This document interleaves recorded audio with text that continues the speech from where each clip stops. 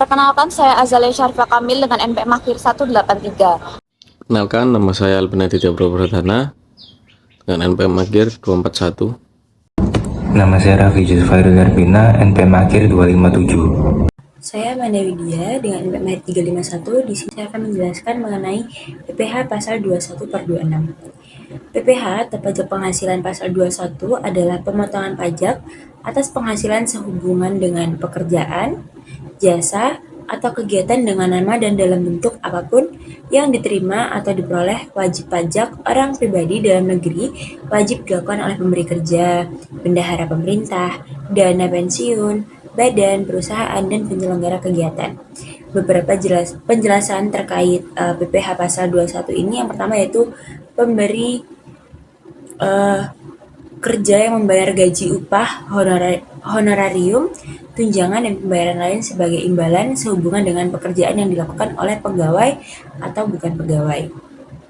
Jadi yang dimaksud yaitu pemberi kerja yang wajib melakukan pemotongan pajak adalah orang pribadi ataupun badan yang merupakan induk, cabang, perwakilan, atau unit perusahaan yang membayar atau terutang gaji. Bisa gaji, bisa upah, bisa tunjangan, bisa honorarium, dan pembayaran lain dengan nama apapun kepada pengurus, pegawai atau bukan pegawai sebagai imbalan sehubungan dengan pekerjaan, jasa, atau kegiatan yang dilakukan. Yang dimaksud dengan pembayaran lain adalah pembayaran dengan nama apapun selain gaji, upah, tunjangan, honorarium, dan pembayaran lain, seperti bonus, gratifikasi, dan tantim. Nah, yang dimaksud dengan bukan pegawai sendiri adalah orang pribadi yang menerima atau memperoleh penghasilan dari pekerjaan sehubungan dengan ikatan kerja tidak tetap. Misalnya artis yang menerima atau memperoleh honorarium dari pemberi kerja gitu. Yang kedua yaitu bendahara pemerintah yang membayar gaji, upah, honorarium, tunjangan, dan pembayaran lain sehubungan dengan pekerjaan, jasa, atau kegiatan. Bendahara pemerintah termasuk bendahara pemerintah pusat, pemerintah daerah, instansi, atau lembaga pemerintah, lembaga-lembaga negara lainnya, dan kedutaan besar Republik Indonesia di luar yang membayar gaji, upah, tunjangan, honorarium, dan pembayaran lain sehubungan dengan pekerjaan, jasa, atau kegiatan, yang termasuk juga dalam pengertian bendahara, yaitu pemegang kas dan pejabat lain yang menjalani fungsi yang sama. Yang ketiga yaitu dana pensiun atau badan lain yang membayarkan uang pensiun dan pembayaran lain dengan nama apapun dalam rangka pensiun. Yang termasuk badan lain itu misalnya badan penyelenggara jaminan sosial, lalu tenaga kerja yang membayarkan uang pensiun, tunjangan hari tua, tabungan hari tua, dan pembayaran lain yang sejenis dengan nama apapun. Yang termasuk dalam pengertian uang pensiun sendiri yaitu pembayaran lain, tunjangan-tunjangan baik yang dibayarkan secara berkala ataupun tidak dibayarkan kepada penerima pensiun, penerima tunjangan hari tua, dan penerimaan tabungan hari tua. Yang keempat yaitu badan yang membayar honorarium atau pembayaran lain sebagai imbalan sehubungan dengan jasa, termasuk jasa tenaga ahli yang melakukan pengerjaan bebas. Yang termasuk dalam pengertian badan adalah organisasi internasional yang tidak dikecualikan berdasarkan ayat 2, yang termasuk tenaga ahli pribadi, misalnya dokter, pengacara, akuntan, yang melakukan pekerjaan bebas dan bertindak untuk dan atas nama dirinya sendiri, bukan untuk dan atas nama persekutuannya.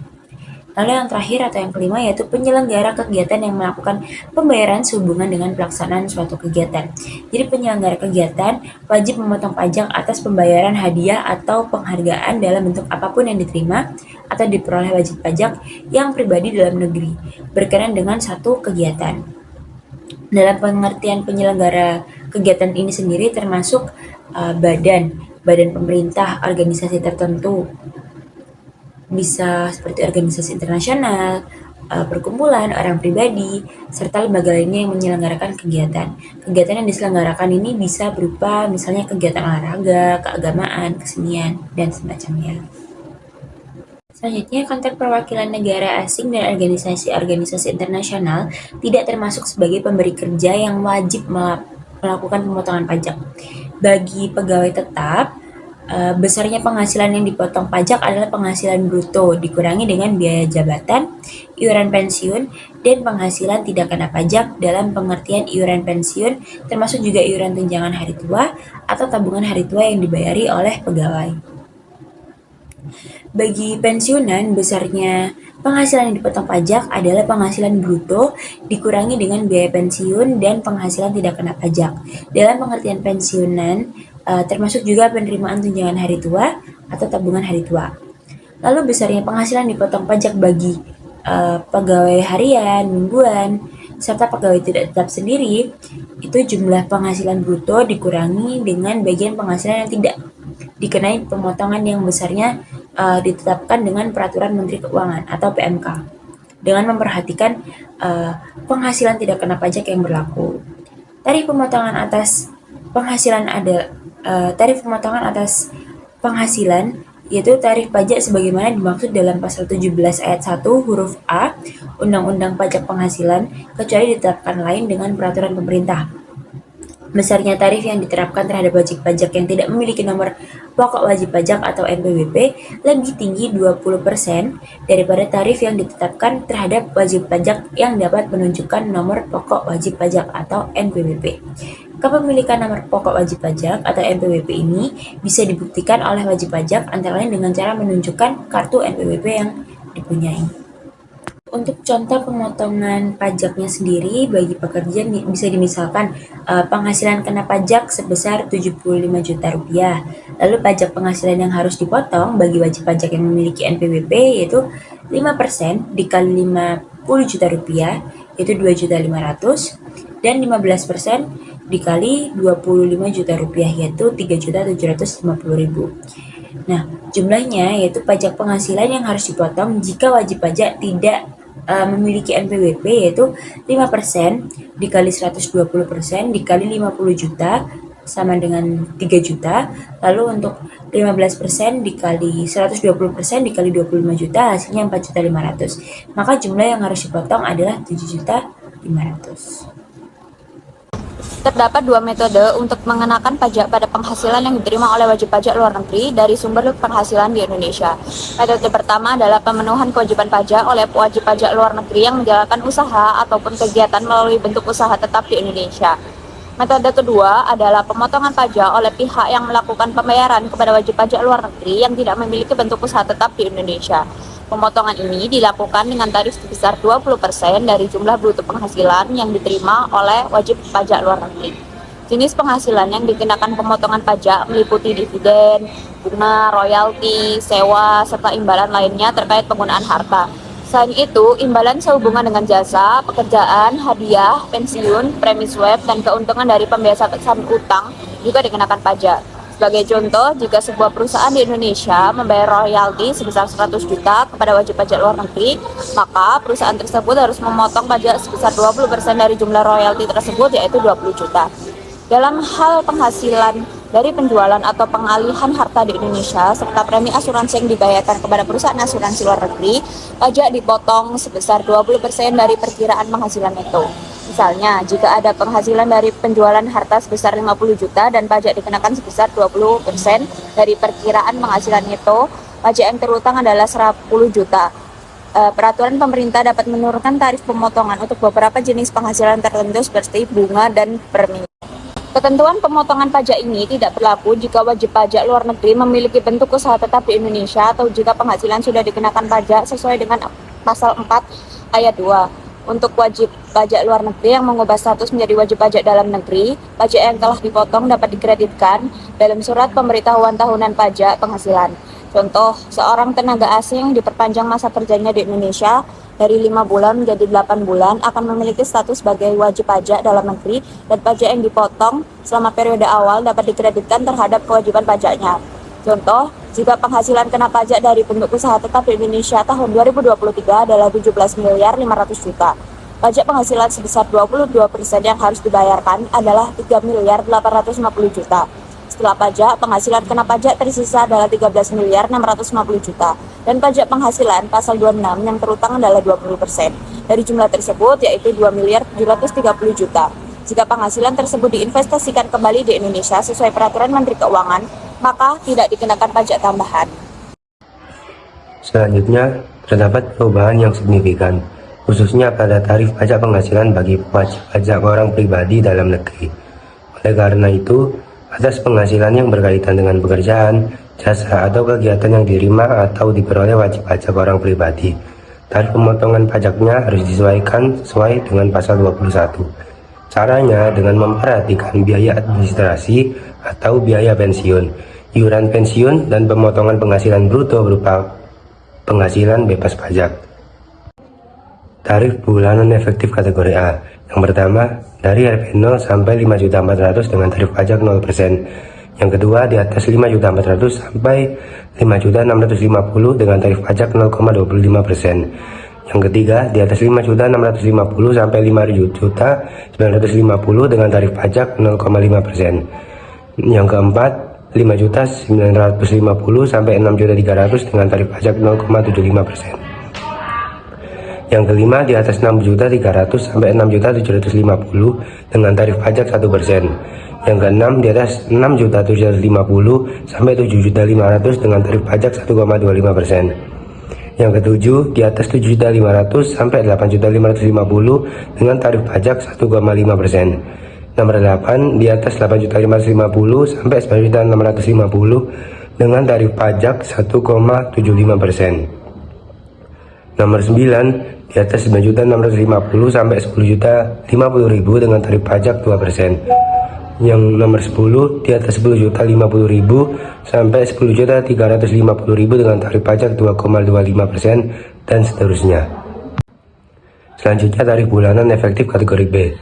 Nomor 1, dari Rp 0 sampai 6.200.000 dengan tarif pajak 0%. Nomor 2, di atas 6.200.000 sampai 6.500.000 dengan tarif pajak 0,25%. Nomor 3, di atas 6.500.000 sampai 6.850.000 dengan tarif pajak 0,5%. Nomor 4, di atas 6.850.000 sampai 7.300.000 dengan tarif pajak 0,75%. Nomor 5, di atas 7.300.000 sampai 9.200.000 dengan tarif pajak 1%. Nomor 6, di atas 9.200.000 sampai 10.750.000 dengan tarif pajak 1,5%. Nomor 7, di atas 10.750.000 sampai 11.250.000 dengan tarif pajak 2%. Nomor 8, di atas 11.250.000 sampai 11.600.000 dengan tarif pajak 2,5%. Nomor 9, 11.600.000 sampai 20.600.000 dengan tarif pajak 3%. Nomor 10, 12.600.000 sampai 13.600.000 dengan tarif pajak 4%. Selanjutnya, tarif bulanan efektif kategori C. Nomor 1, dari Rp 0 sampai 6.600.000 dengan tarif pajak 0%. Nomor 2, di atas 6.600.000 sampai 6.950.000 dengan tarif pajak 0,25%. Nomor 3, di atas 6.950.000 sampai 7.350.000 dengan tarif pajak 0,5%. Nomor 4, di atas 7.350.000 sampai 7.800.000 dengan tarif pajak 0,75%. Nomor 5, di atas 7.800.000 sampai 8.850.000 dengan tarif pajak 1%. Nomor 6, di atas 8.850.000 sampai 9.800.000 dengan tarif pajak 1,25%. Nomor 7, di atas 9.800.000 sampai 10.950.000 dengan tarif pajak 1,5%. Nomor 8, di atas 10.950.000 sampai 11.200.000 dengan tarif pajak 1,75%. Nomor 9, di atas 11.200.000 sampai 12.050.000 dengan tarif pajak 2%. Nomor 10, di atas 12.050.000 sampai 12.950.000 dengan tarif pajak 3% dan seterusnya. Selanjutnya, tarif efektif harian. Nomor 1, dari Rp 0 sampai 450.000 dengan tarif pajak 0%. Dan yang nomor 2, di atas 450.000 sampai 2.500.000 dengan tarif pajak 0,5%. Di sini saya akan menjelaskan PP nomor 58 tahun 2023 tentang tarif pemotongan PPh pasal 21. Presiden Republik Indonesia menimbang A. Presiden Republik Indonesia memutuskan bahwa tarif pajak penghasilan untuk wajib pajak orang pribadi dalam negeri perlu disesuaikan mengikuti perubahan terbaru dalam Undang-Undang Nomor 7 Tahun 2021 tentang harmonisasi peraturan perpajakan. B. Penyesuaian ini bertujuan untuk memudahkan pelaksanaan kewajiban perpajakan, termasuk bagi pejabat negara, pegawai negeri sipil atau anggota TNI, anggota polisi, serta pensiunan mereka. Dengan demikian, mekanisme pemotongan dan pengenaan pajak penghasilan pasal 21 juga harus diperbarui. C. Untuk menerapkan pasal 21 ayat 5 Undang-Undang Nomor 7 Tahun 1983 yang terakhir diubah oleh Undang-Undang Nomor 7 Tahun 2021, perlu dikeluarkan peraturan pemerintah tentang tarif dan pengenaan pajak penghasilan pasal 21 untuk penghasilan terkait pekerjaan, jasa atau kegiatan wajib pajak orang pribadi. Mengingat mengingat yang pertama pasal 5 ayat 2 Undang-Undang Dasar Negara Republik Indonesia tahun 1945, yang kedua Undang-Undang Nomor 7 tahun 1983 tentang pajak penghasilan telah mengalami beberapa perubahan, dengan yang terbaru adalah Undang-Undang Nomor 7 Tahun 2021 tentang harmonisasi peraturan perpajakan, memutuskan menetapkan peraturan pemerintah tentang tarif pemotongan pajak penghasilan pasal 21 atas penghasilan sehubungan dengan pekerjaan, jasa, atau kegiatan wajib pajak orang pribadi. Bab pertama, ketentuan umum pasal 1. Dalam peraturan pemerintahan ini yang dimaksud dengan pertama Undang-Undang Pajak Penghasilan adalah Undang-Undang Nomor 17 Tahun 1983 yang telah mengalami beberapa perubahan, terakhir diubah oleh Undang-Undang Nomor 7 Tahun 2021 tentang harmonisasi peraturan perpajakan. Yang kedua, pajak penghasilan pasal 21 merupakan pajak atas penghasilan yang diterima atau diperoleh oleh wajib pajak orang pribadi dalam negeri terkait pekerjaan, jasa, atau kegiatan sesuai dengan ketentuan pasal 21 Undang-Undang Pajak Penghasilan. Yang ketiga, penghasilan tidak kena pajak adalah batasan penghasilan bagi wajib pajak orang pribadi yang tidak dikenakan pajak sesuai dengan peraturan perpajakan yang berlaku. Bab 2, tarif pemotongan pajak penghasilan pasal 21 atas penghasilan sehubungan dengan pekerjaan, jasa, atau kegiatan wajib pajak orang pribadi. Pasal kedua, yang pertama, tarif pemotongan pajak penghasilan pasal 21 terdiri dari tarif yang diatur dalam pasal 17 ayat 1 huruf A dan tarif efektif pasal 21. Tarif efektif pasal 21 mencakup tarif bulanan atau harian. Ketiga, tarif bulanan dikategorikan berdasarkan penghasilan tidak kena pajak sesuai dengan status perkawinan dan jumlah tanggungan wajib pajak. Yang keempat, kategori tarif bulanan adalah A. Kategori A untuk wajib pajak tidak kawin atau kawin tanpa tanggungan. B. Untuk wajib pajak tidak kawin dengan 2 atau 3 tanggungan atau kawin dengan 1 atau 2 tanggungan. C. Untuk wajib pajak kawin dengan 3 tanggungan. Yang kelima, rincian tarif efektif bulanan untuk setiap kategori seperti yang dijelaskan pada ayat 4, termasuk besaran penghasilan bruto bulanan untuk masing-masing tarif tercantum dalam lampiran huruf A, huruf B, dan huruf C yang merupakan bagian integral dari peraturan pemerintahan ini. Yang keenam, rincian tarif efektif harian seperti yang diatur ayat 2 huruf B serta besaran penghasilan bruto harian untuk setiap tarif tercantum dalam lampiran huruf D yang merupakan bagian integral dari peraturan pemerintah ini. Pasal 3, tarif sebagaimana dimaksud dalam pasal 2 digunakan untuk pemotongan pajak penghasilan pasal 21 bagi wajib pajak orang pribadi yang menerima penghasilan sehubungan dengan pekerjaan, jasa, atau kegiatan, termasuk pejabat negara, pegawai negeri sipil, anggota Tentara Nasional Indonesia, anggota Kepolisian Negara Republik Indonesia, dan pensiunannya. Bab ketiga, ketentuan penutup. Pasal 4, mulai saat peraturan pemerintah ini berlaku, pasal 2 ayat 3 dari peraturan pemerintah nomor 80 tahun 2010 tentang tarif pemotongan dan pengenaan pajak penghasilan pasal 21 atas penghasilan yang menjadi beban anggaran pendapatan dan belanja negara atau anggaran pendapatan dan belanja daerah lembaga negara Republik Indonesia tahun 2010 nomor 140 tambahan lembaran negara Republik Indonesia nomor 5174 akan dicabut dan dianggap tidak berlaku. Pasal 5, agar setiap orang mengetahuinya, memerintahkan pengundangan peraturan pemerintah ini dengan penempatannya dalam lembaran negara Republik Indonesia. Penjelasan atas peraturan pemerintah Republik Indonesia nomor 58 tahun 2023 tentang tarif pemotongan pajak penghasilan pasal 21 atas penghasilan sehubungan dengan pekerjaan, jasa, atau kegiatan wajib pajak orang pribadi. Yang pertama adalah umum dengan diundangkannya Undang-Undang Nomor 7 tahun 2021 tentang harmonisasi peraturan perpajakan. Tarif perpajakan penghasilan untuk wajib pajak orang pribadi dalam negeri mengalami perubahan. Penyesuaian tarif pemotongan pajak penghasilan pasal 21 diperlukan untuk pekerjaan, jasa, atau kegiatan yang diterima oleh wajib pajak. Untuk meningkatkan kepatuhan dan mempermudah administrasi, perlu diatur tarif efektif pemotongan yang berbeda dari pasal 17 ayat 1 huruf A. Tarif efektif ini mempertimbangkan biaya jabatan, biaya pensiun, iuran pensiun, dan penghasilan tidak kena pajak, sehingga mempermudah wajib pajak. Peraturan pemerintah ini mencakup tarif pemotongan pasal 21 dan tarif efektif untuk wajib pajak termasuk pejabat negara, pegawai negeri sipil, TNI, kepolisian, dan pensiunan. Penjelasan atas Peraturan Pemerintah Republik Indonesia Nomor 58 Tahun 2023 tentang tarif pemotongan pajak penghasilan pasal 21 atas penghasilan sehubungan dengan pekerjaan jasa atau kegiatan wajib pajak orang pribadi. Yang kedua, pasal demi pasal. Pasal 1 cukup jelas. Pasal 2 ayat 1 seperti Tuan R bekerja sebagai pegawai tetap pada perusahaan PT ABC, gaji sebesar 10 juta rupiah per bulan dan membayar iuran pensiunan sebesar 100.000 rupiah per bulannya. Iuran Tuan R berstatus menikah dan memiliki tanggungan penghasilan tak kena pajak. Penghitungan pajak penghasilan pasal 21 adalah sebagai berikut. Yang pertama, berdasarkan status PTKP atau KO dan jumlah penghasilan bruto sebulan sebesar 10 juta rupiah. Pemotongan pajak penghasilan pasal 21 atas penghasilan 10 juta rupiah. Pemotongan pajak penghasilan pasal 21 atas penghasilan yang diterima atau diperoleh Tuan R untuk masa pajak Januari 2024 sampai November 2024 dilakukan dengan menggunakan tarif efektif kategori A, yaitu dengan tarif sebesar 2%. Besaran pajak penghasilan pasal 21 per bulan yang dipotong oleh PT ABC atas penghasilan Tuan R untuk masa pajak Januari sampai November 2024 adalah sebesar 10 juta rupiah. Kita kalikan dengan 2% sama dengan 200.000 rupiah.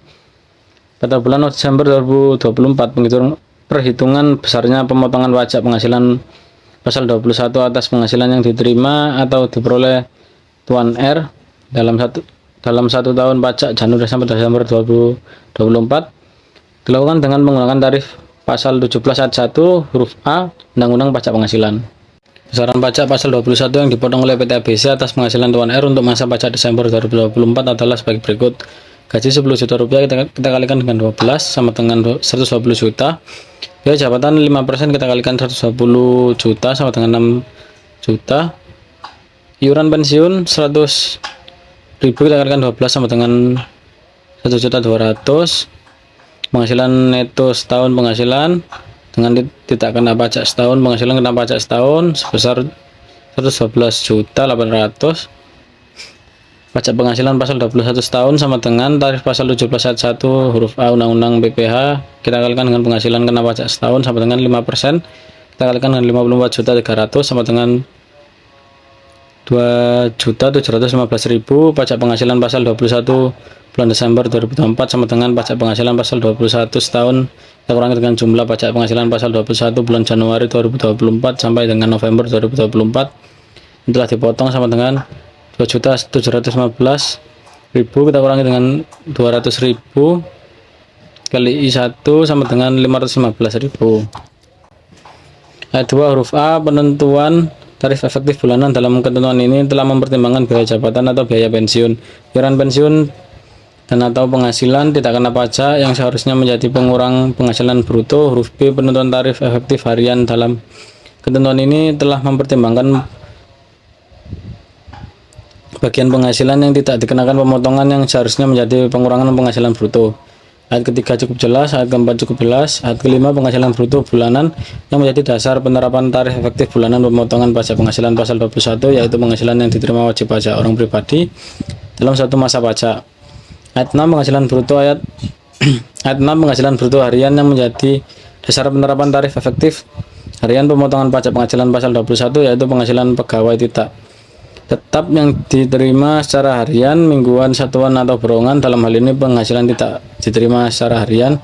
Dasar penerapan yang digunakan adalah jumlah rata-rata penghasilan sehari yaitu rata-rata upah mingguan, upah satuan atau upah borongan yang untuk setiap hari kerja yang digunakan. Pasal 3 cukup jelas, pasal 4 cukup jelas, pasal 5 cukup jelas.